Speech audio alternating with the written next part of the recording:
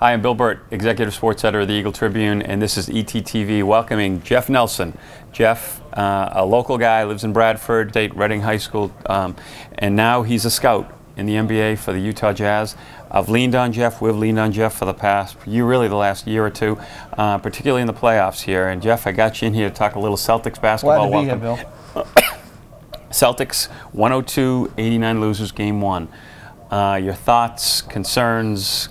Real no surprise. I mean, the Lakers are a terrific team. You know, I work for Utah, and Utah has had no success with the Lakers. They've knocked out Utah the last 3 years straight, 4-0 this year in the semis.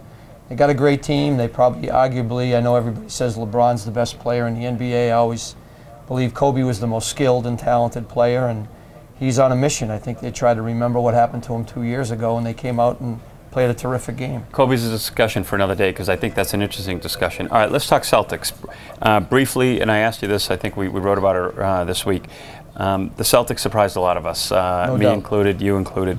How were they able to turn it around? Because I didn't see this coming. Well, I mean, you know, we both coach 8th grade basketball, and defense wins. And the Celtics really didn't play great team defense or individual defense consistently during the regular season. And in the playoffs, they turned it on to a whole new level. They kept the ball in front of them. They defended everybody. They rebounded well. In the regular season, they were almost dead last in rebounding. In the playoffs, they're right near the top of the league. So playing defense, rebounding, and working harder on that end really led to a lot of easy baskets. And they really played well at the offensive end. It got them their rhythm by getting a lot of easy baskets. And that's exactly what didn't happen last night. Last night, they got no easy baskets. Let's talk about last night again. We know one game doesn't win a series. The first game is a nice game to win. I see the record when Coach 47-0. 47-0 when he wins the first game of the series, Phil Jackson. What did you see, though? Maybe a couple of little things you see the Celtics are definitely going to have to address. Well, they first have to address who guards Kobe, because Ray Allen can't guard him. And, you know, he was in foul trouble early in the game. He's just too big for Ray Allen, and Tony Allen at times is just too inconsistent. So I think the first thing they've got to address is they've got to play somebody else on Kobe. I think you're going to see them maybe switch Paul Pierce off onto Kobe.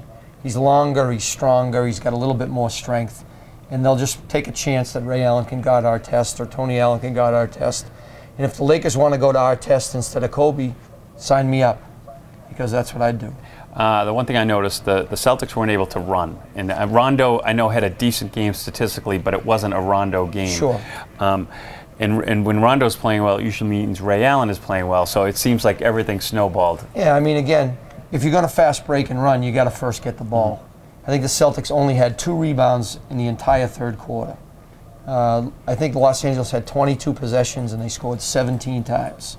So the Celtics weren't getting any rebounds. They weren't getting any fast breaks. They weren't getting easy baskets. And that's where they, you know, Rondo can create. He can get the ball to players for open shots. And they certainly weren't doing that. They got destroyed on the boards. They weren't, you know, playing defense like they did that led to fast breaks before. They weren't keeping the ball in front of them. Guys were going by them. They were getting layups. I mean, you and I could have scored off of Michael Finley. You're a big believer in Doc Rivers. Big time. We're assuming he's going to make a few adjustments. He's done it throughout the season. You could say the same thing about Phil Jackson. What do you see happening? Again, I think they've got to defend Kobe better. They've got to put Pierce on him. They've got to come up with a way to.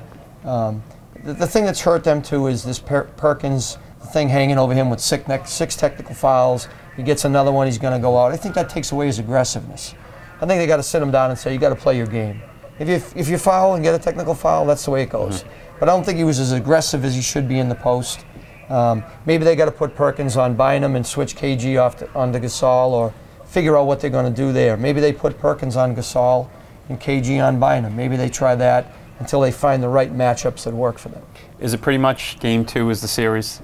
I think so. I think it's going to be tough for Boston to win 4 out of 5, especially trying to go back to LA and win games 6 and 7 if they're up 3-2 or whatever they are. So what do you think? I think that the Celtics are going to find a way to win game 2. I think they're going to come back and win 2 or 3 in Boston, and then 6-7. I think they're going to win one of those 2 games and win 4-3. That's. I see the same thing. I just see an epic coming, but the epic, it's got to happen. I pretty much has to happen Sunday night. We've been around before. We remember, You know, one year the Celtics beat the Lakers by, I think in the first game, Memorial Day Massacre, by like 40-something. Right. And the next game the Lakers took care of business. So I think that Doc Rivers will make the adjustments. The Celtics will play better because they couldn't have played any worse than they did last night, but they were never getting blown out. They were always within 8, 10, 9 points. So I think that bodes well for them. I agree. All right, Jeff, we'll see you and maybe have you in later in the week. Sounds great, maybe Bill. after game 2. We'll talk a little more of the series. Sounds great. Thanks for coming to ETTV. Anytime.